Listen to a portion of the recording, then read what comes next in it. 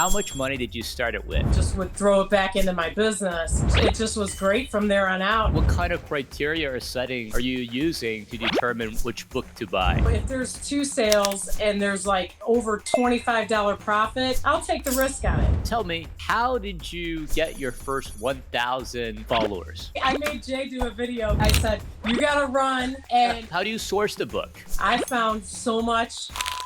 And obviously, you gotta scan through them. Hello, ladies and gentlemen. Today, BQool invited Kari, a stay-home mom with 3 kids, and she runs a side hustle selling books online.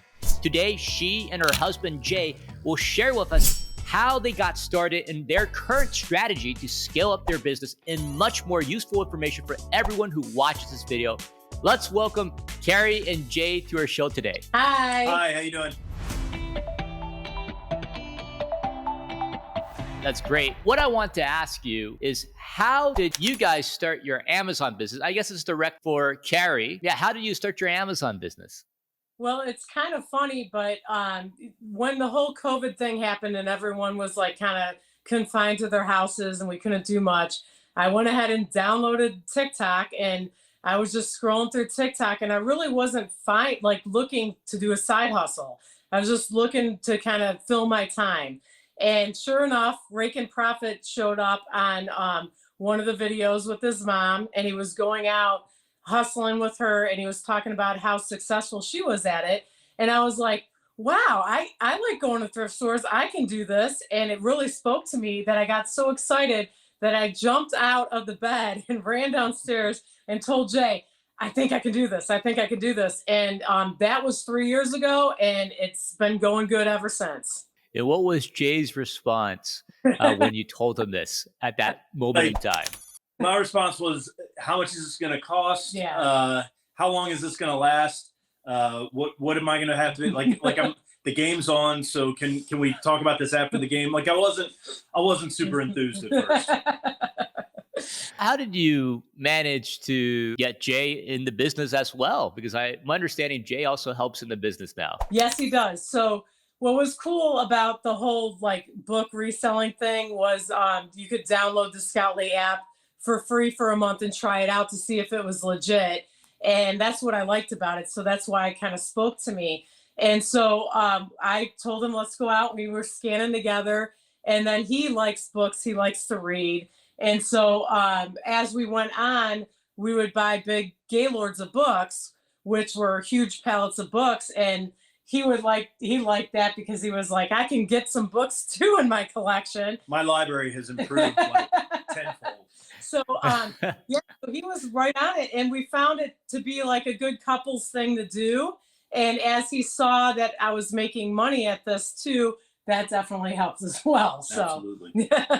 Found this hobby or this side hustle that makes you extra money. And how much money did you start it with? Well, really, I started it with probably under $100 because there was a Amazon bin store that I had to drive like 30 minutes to, and the lady had tons of bins and she had tons of Amazon books that were, liquidated, and I would scan through them and I would buy the ones that were profitable. So the first month I probably found like I had to pay $100 for those books. But then after that, the money just started coming in. And so whatever money I made, I just would throw it back into my business.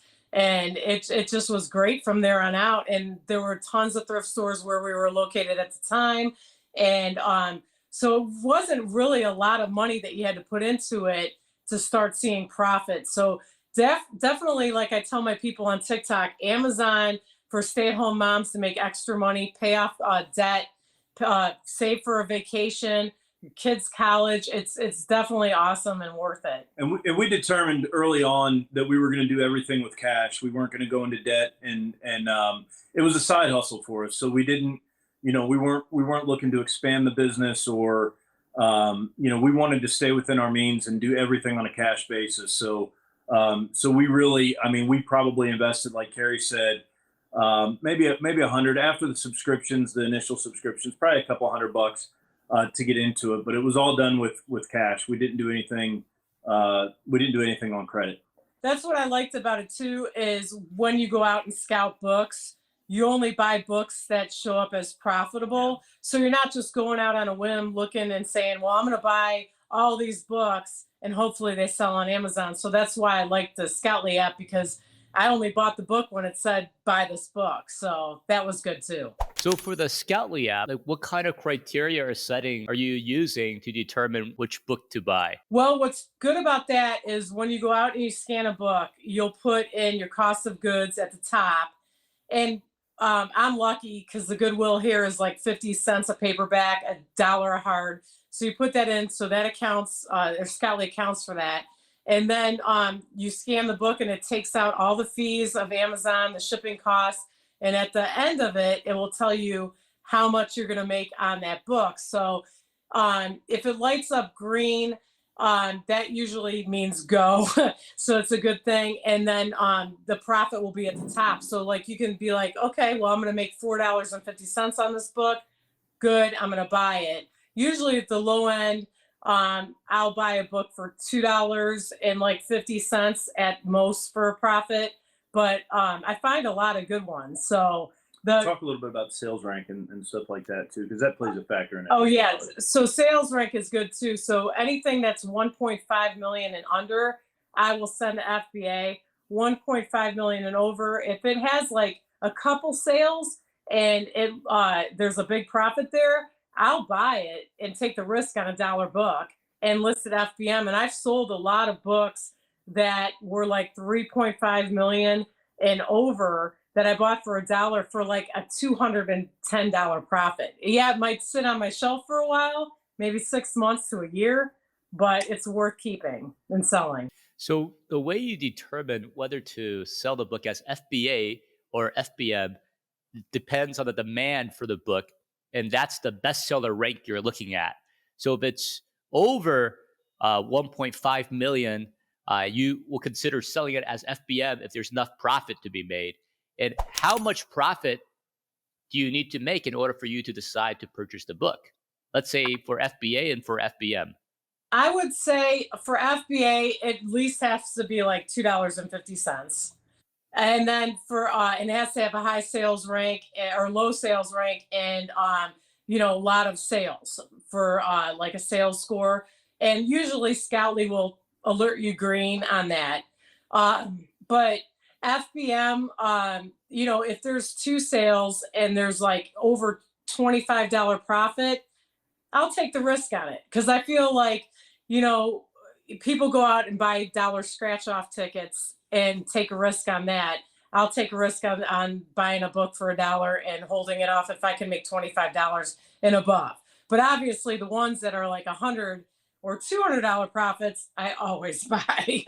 So, and I think, the beauty of this business is what we found is that you can customize this business to your own model. So we don't have a warehouse, right? So we're anything that we're going to FBM, it's staying right here in the house. So, that limits kind of some of our ability. If you've got a warehouse and you've got space and you're running a much bigger operation and you can designate a portion of your space to FBM, great. You can probably be a little bit more liberal with how many books that you keep in your FBM status. But with us, it's really got to be what we call a banger. So, $25 is really kind of the minimum, but we're really looking for books that are $40, $50 and above to FBM because it's going to take up space in our house, especially if it's not a book I want to read. Yeah. That's true. Yeah, it's like books they do take up a lot of space. And what do you do when the book's been there for a long time and you can't sell it? Like, what do you do with those books? Yeah, so that's, when it's an FBA, that kind of goes to where BQool has come in handy for us. Not handy is the wrong word. It's really a necessity. If it weren't for BQool, we wouldn't be in business at this point. And primarily because it kind of got our revenue started. But now we use it more as a management tool. So when we send a book in, it used to be when we first got started, we would send a book in, we would let it sit for about a month at the price that we sent it in before we started repricing it. And then after about 30 days, I would go in and start our repricing rules and get things going that way. And then we just get more and more aggressive with the rules. We've got We've got a rule that we set up when we first go live with it, and then we'll change that rule. We've got a rule that will actually compete with FBM offers. If it's been sitting around for 90 days or 120 days, that thing's got to go. So we're going to compete with all offers. We get extremely aggressive with it. I'll lower our minimum, the min and the max. I'll lower our minimum price very low to usually $6.75 or $7, and we really try and wash that thing out of there. The worst thing that you can have happen is to have inventory sitting in FBA, and with BQool, you really don't. The only reason you're going to have something sitting in FBA is if you bought the wrong book in the first place, because BQool is going to help you reprice to win the buy box. This is a tip for all the booksellers who are watching this: is you reprice more aggressively as the time progresses, as you have the book longer and longer. So you switch different strategy, and you also might change your min price as well if it doesn't sell maybe after 90 days. Now, you do want that turnover in order to get your money back, and you can reinvest into other books. Is that right? Yes. Yeah, and the other thing is I said it's at the start, we didn't start repricing until after 30 days. But what I realized is, I don't know the exact number, but somewhere between 25 and 40% of our books we're actually repricing at a higher price. And so I started thinking, man, what are we really saving by waiting 30 days? So we now reprice out of the gate. So as soon as a book hits, it's repricing. And yeah, that brings the price down a little bit for some of the books. But it adds speed, number one, which is critical, which is the most important thing, is getting that book sold. And then number two, in a lot of cases, it's adding more profitability because the price is going up and selling at a higher price than what we sent it in for. When you set your min and max prices, it's really important. How do you decide what min and what max price to set? And I think this one's for Jay. Yes. Yeah, so we default, our default setting is 25% off of our list price, and then 50% above. So we'll min at 25% and 50%.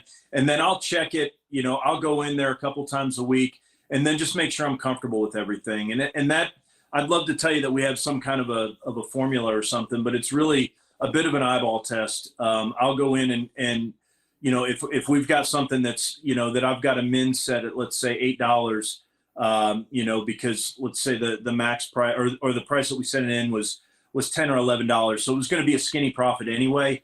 And then we've got it down at $8. I'll bump that up a little bit manually. And that's the beauty of BQool, is that you can, cause she's got thousands of listings. So you can, it would be real difficult to give individual attention to every single listing.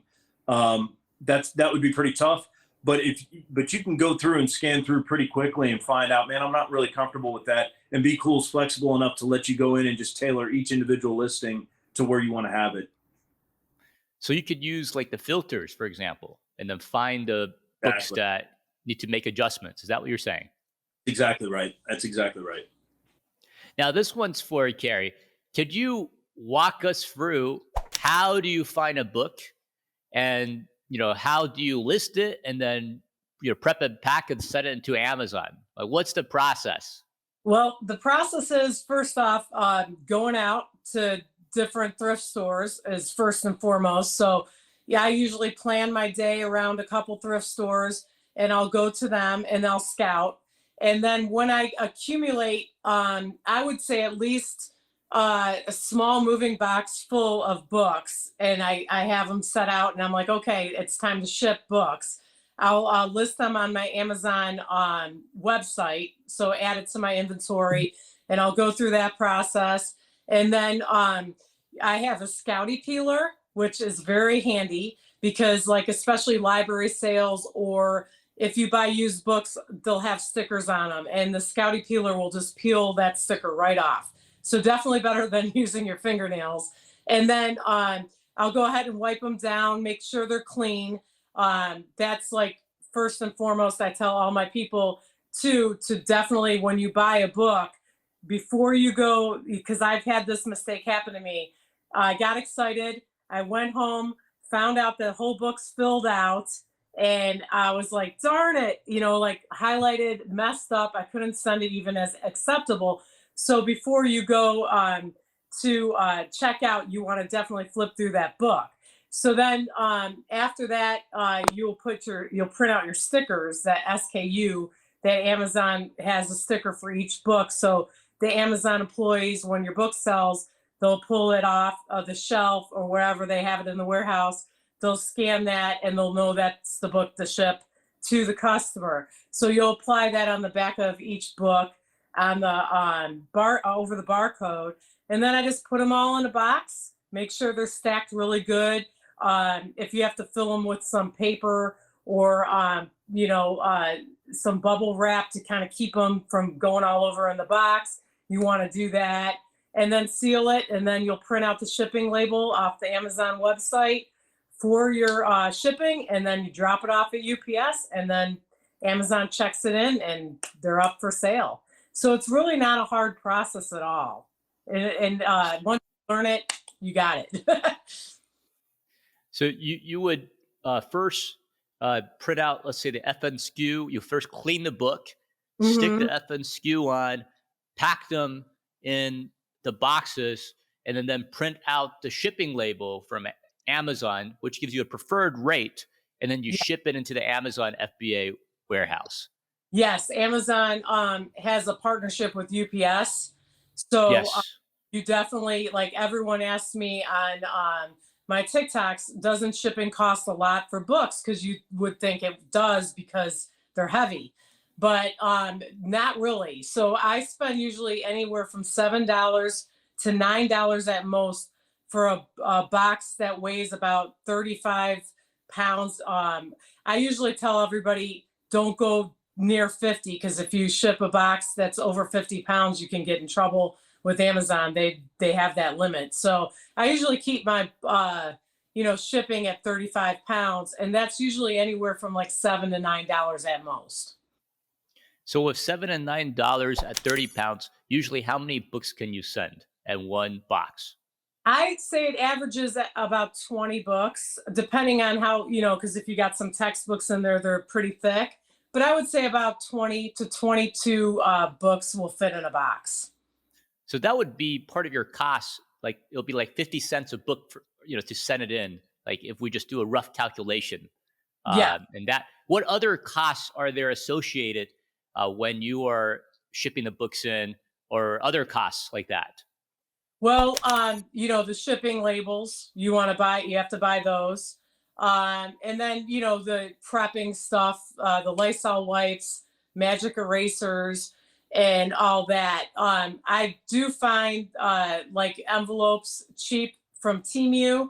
And then I know that UPS, for like if you're selling not on Amazon, they have like cardboard boxes you can use. And I use those for my Whatnot, because I do Whatnot as well, and eBay.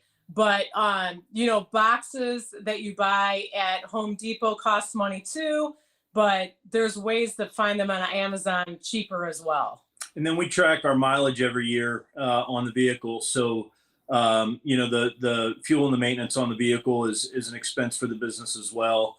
And the supplies. And supplies. Yeah. So there's definitely minimal overheads. If you set up an LLC, all of those are tax deductible expenses. We're not tax people, but your tax guy will tell you that any business related expense, if it's legitimate within IRS standards, you can write off a lot of those expenses. Yeah. Fantastic. And for everyone who's watching this, make sure to go to Kari and Jay's TikTok. That's the Book Hustler 27, and you can go on the link tree and see all the supplies that she uses for selling books. Now back to Kari here, and also to Jay. I'm wondering, back to the question, what do you do with the books that you can't sell? Okay, so when we buy books in bulk, especially the Gaylords, we'll scan through them and we'll put different kinds of piles. So first off, the first pile is all the good ones that we can send to Amazon that will show on Scoutly profitable. So we'll put them in a pile. Then sell back your book and Zip It, and a bunch of other book buyback companies will offer money for books as well. So you can, on the Scoutly app, there's like a little option that you can click and it will tell you which book buyback companies will pay you for the book. Now, I have gotten someone reached out to me from Whatnot and talked to me about being a seller for books on Whatnot. I am able to do that now. So I will try to sell my books on that Whatnot auction. And that's a live auction that you go on and you display your books to the people. And so that's been awesome too. So there's definitely a lot of different ways that you can still make money in what we call dud books, but they're really not dud books because we're still making money on those books. Maybe not as profitable as Amazon, but still will bring a profit. And tell them a little bit about, she's also very generous, and she won't talk to you about this, but she's been able to donate to some women's shelters and been able to donate to some less fortunate who can take those books and repurpose them. And so she's really active about, she's a great networker. And so she's got a whole network of people that she really blesses with the books that won't sell profitably. That can be used as donations. Yes, I have a lady that I contact that likes novels for a battered women's shelter. And she comes to my house every once, like a month or something like that. And she'll pick up a lot of books that they could use. So it's definitely, that's cool too, because you can bless people as well. So it's been a great hustle all around. Now, I want to ask you, you talked a little bit about the different platforms, about eBay, Whatnot, and other platforms. How do you decide which book to sell on which platform? Well, Amazon, obviously, if the Scoutly app tells me there's a profit, that's where those books go. So that's first and foremost. I did have a book that was a Dune encyclopedia. It was 1984, and it was a collectible book. Now, with those kind of books, especially high dollar profits, I will keep for eBay because I don't want to really put them in a box and ship them off to Amazon. Maybe there's going to be damage in the warehouse and so on. I'd rather keep that book at home, ship it off on eBay. And I know a lot of collectors for that kind of stuff will go to eBay. So that's how I decide that. If I have a collectible vintage book that's delicate, eBay is the way to go. Whatnot is I'll sell the ones that I really can't make a profit off of Amazon. So that's how I just decide that as well. But yeah, between Amazon and eBay, if I have a valuable book and it's delicate, I'd rather just ship it off myself from home, or I can list it FBM. But a lot of collectors will go to eBay for certain like sci-fi and vintage books. If somebody is trying to expand to another platform, which one would you recommend them to start with, after Amazon? Well, I definitely suggest eBay because it's easy because eBay's app is really good because if you download that to your phone, you could just take a picture of a book, or if somebody wants to sell other different things, like if they're thrifting and they find a pottery bowl, you could just take a picture and it will bring up all the comps to that specific product. But Whatnot is totally new to me. I've only been doing it for a month, but I definitely suggest it. It's kind of like TikTok Live, where you talk to people, but you're actually selling your stuff to them and they're interacting with you. And it's been really good because like we've made a lot of friends on there already, and I got a lot of followers on there. And you're not going to make like, $50 a book, but like, a dollar here or $2 there that you can sell a book at when you buy like books in bulk, it definitely adds up. So since I've been doing Whatnot, I've sold 297 books the first month. So congratulations. It's been a lot of fun. Yeah. And talking about social media and TikTok, like how did you get started doing TikTok and social media? So Jay talked me into it. So I'm a very, very outgoing person. No kidding. Yeah, very, very outgoing person. But when it came to TikTok, he's like, you should do a TikTok, and teach people. And I'm like, I don't want to like do a video of myself. So at first you'll see my older TikToks. I'm really uncomfortable. It's awkward. But as I'm going on and I have more people interacting with me, it's easier for me to kind of be myself because I kind of gotten to know my book hustling friends. But yeah, he talked me into it, and I'm glad he did because it's been good for a lot of people. A lot of my fellow supporters have reached out to me and told me I've helped them, and they love my content. Especially, when I got on it, I wanted to help stay-at-home moms. I even say young adults, empty nesters, because we're almost empty nesters. And then for me to find myself again, my two boys that are grown and in the Navy now. So I have a daughter that's 16. And so she's going to be flying the coop here soon too. And then I've put my whole life around them. So now this is like something that I've been doing to kind of fill my time and kind of give me purpose. So I kind of wanted to share that with other people as well. And so I'm glad that he talked me into it. And what is some of the most interesting interactions? You said you got a lot of more interactions on your channel, but what is some of the most interesting interactions that you had from your channel since you started it? Well, a lot of people have said I've sold so many books and blah blah blah. Or when they comment that, I tell them thank you so much because that's why I did this, and that makes me really happy. So I've gotten a lot of more positive than negative. That's another scary thing for me. I was like, well, when I do this TikTok, am I going to get a lot of hate, or is there going to be people saying it's a scam? And I really haven't. I've had more supporters and more people giving me good, positive feedback, and that's been what's good for me is the people that I've been blown away with how much people have been doing so good at this. And tell me, how did you get your first 1,000 followers? I think it was Jay's video.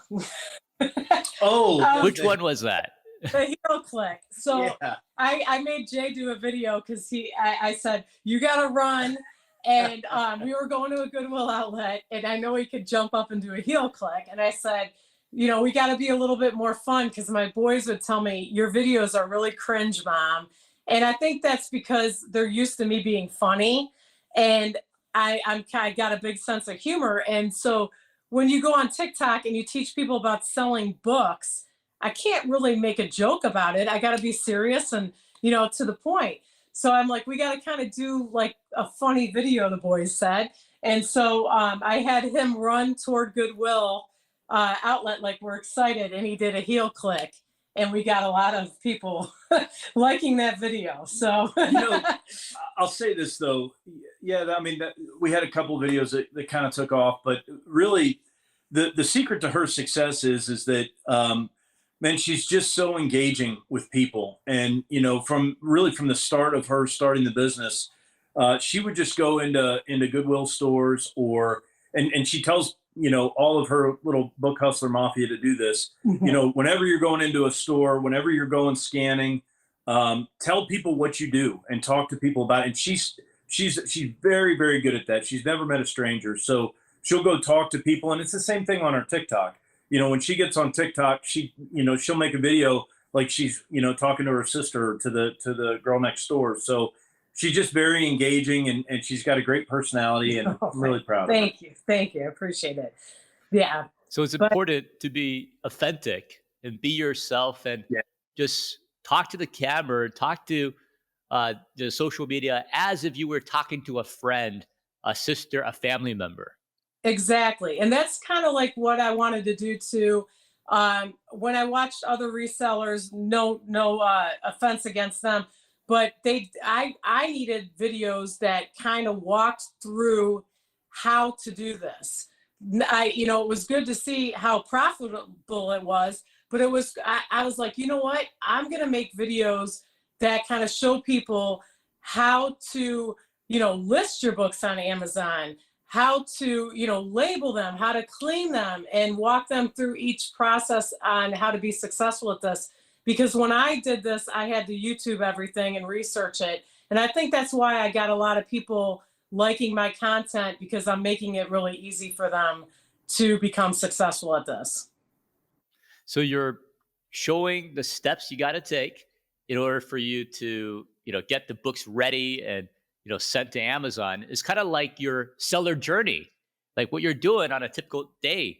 And it's relatable. Like people see it like, oh, if she can do it, maybe I can do that too. Exactly, exactly. And that's what I wanted because it's real, it's legit. Like I tell everybody, I wouldn't be doing this for 3 years and I don't see myself quitting. And I do tell them it's my hobby that pays. It's an addiction. I have to go out and scout books every day. I do. Yeah, it's like a lifestyle, like a habit that you start to have after you do it, day in, day out. Now, let me ask you, what is a typical day like in your Amazon selling, along with juggling your responsibilities as a mom? Well, it's gotten easier now because my daughter being 16, she's not, it's not like a toddler or anything like that, but she'll have her stuff that she needs to go to, like her cheerleading practice and her tumbling. And then I got to obviously go out and do errands and grocery shopping. So I'll wake up in the morning and usually if I have books to list to ship to Amazon or if I have books to send out to whatnot, that's my priority. So I'll ship first, get that all taken care of, and then I'll go and drop off my books, hit the Goodwills up, and then intermix my errands. And then if, my daughter needs something, I'll do that. And then I'll come back home and then start it all over again. So it's really convenient. That's why I like this, because it's like if I don't want to go book hustling one day, I don't have to. Doesn't happen often, but it's convenient. You work around your own schedule, and that's really good for stay-at-home moms too. I wish I found this earlier when my kids were little, even though it would be a little bit more challenging bringing, toddlers with you to a thrift store. It's still achievable because my sister has started this and she's got little kids and she'll go out, to Amazon bin stores or Goodwill and she'll say, we're going to go, scout books. And if you're good, you can pick out a book and she'll buy them a book and it works out for her too. So it's definitely an easy, convenient thing to do. I'm wondering, for the places that you go to find books, to hustle books, where do you find the places to go? Like how do you source the book? Well, I always recommend to everybody thrift stores, Goodwill outlets, Amazon bin stores are excellent. If you can find them, they're just totally awesome. And then booksalefinder.com will give you library book sales that come up.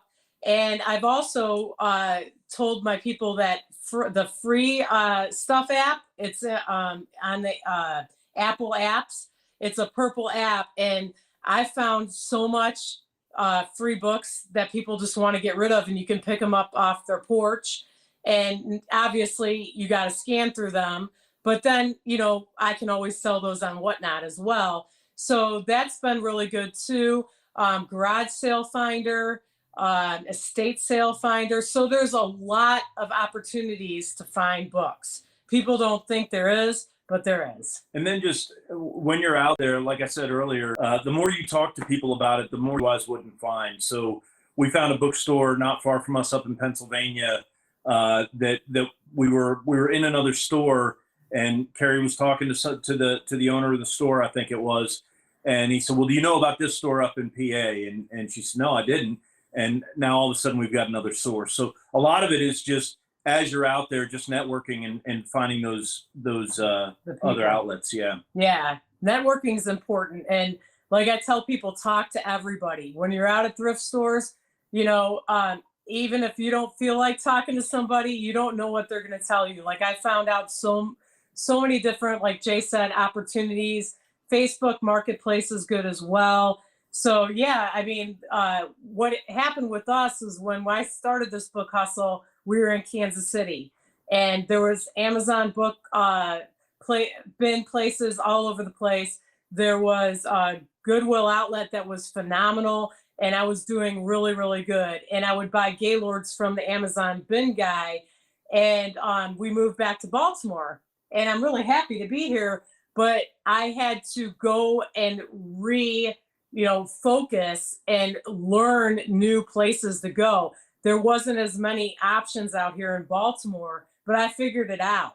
So, and they're like through all those apps as well. So yeah, so it's, and we get, when we do, we'll do TikTok live, periodically, and we get a lot. Hey, I'm in Colorado and I can't find, this, or I can't find that. So every market is a little bit different. Some markets have more bin stores like Kari was talking about, or auction houses or whatever. And some have less. And so, I think that's why Book Hustler is kind of an appropriate title, because it's a hustle. You've got to go out there and be willing to talk to people, and if you're not willing to do that, or if that part of the business doesn't excite you, it might not be for you, because we love that part. Like the hunt is the thing for us. Like we love going out, finding new sources, and being on the hunt for books. Yeah. Especially because I loved it so much in Kansas City, and I knew how much money I was making, that when we moved back to Baltimore, I didn't let it like fizzle my drive. I was like, you know what? I'm going to figure this out. And I did. Yeah. So, yeah. So it's kind of like going on a treasure hunt. Like it's a venture. Like you wake up and you're like, I'm going to find some books and make some money today. Like that's kind of like the mindset.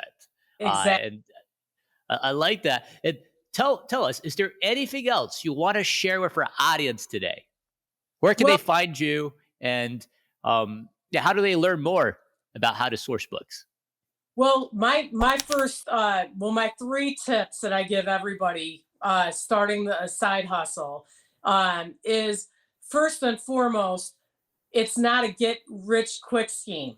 So you're going to have to put in some work initially, especially. You're going to have to go out and you're going to have to feed your inventory. And the more books that you have in your inventory, the more are going to sell. So like right now, certain people may have only 100 books in their inventory, and they're saying, I'm not making that much. Well, my rule is when I have at least 400 books in a given time in my inventory, I will make $1,200 to $1,500 a month after everything paid out from Amazon. When I did the Gaylords, that's when I would have big inventory, and that was $3,000 to $5,000 a month. And so that was because I had a lot in my inventory. And then secondly is month 1 is going to be your, getting in there into Amazon. You're going to have to pay your professional fees. You're going to pay your shipping outright. So you're not going to see a lot of payments. It's kind of like your first, like initially getting into it, So month 2, month 3, then you'll start to see profits. So don't quit your first month. That's what I tell everybody. Don't get discouraged. Keep going. Wait till month 2, wait till month 3, and you'll start seeing more of payments coming out and more money being made.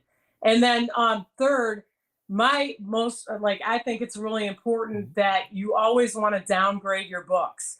So if we're looking at a book and it's very good to us, it may not be in very good condition to somebody else. So our rule is we always downgrade it 1. So if it's very good, we'll list it as good. If it's good, we'll list it as acceptable. And you'll get a lot of better reviews that way. I've gotten a lot of reviews saying, wow, this book is in so much better condition than listed. Thank you very much. So to me, that's worth it as well. So those are my top 3 go-tos, especially if you're starting this book hustle. Don't get discouraged, feed the beast, and downplay your books. That's great tips. Those top 3 tips. Now, are there other hobbies that you guys have during your free time? Well, if you have any. Believe it or not, we obviously believe it or not, we have friends. Yeah. Friends. Me and Jay love music. And so we'll go out to bars and listen to bands that, we like 90s alternative music.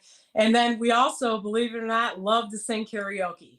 So we will hit the karaoke places once in a while. That's right. And sing our hearts out. We're legends in our own mind. And sometimes that's really cool. Yeah, when we go live on TikTok, sometimes Jay will sing a song for people. That's right. That's usually when our listenership goes way down. Well, you keep working on it. I'm telling you, like people love that. TikTok and then add the dancing with the music. There you go. That's the perfect combination. Yeah, you just need to dance more. That's a good way to just put you out of business. But it's funny because when we did TikTok live, we have a gong now. You want to show him the gong? Oh yeah. Yeah, show me the gun. Let me see the gun. Yeah. So if you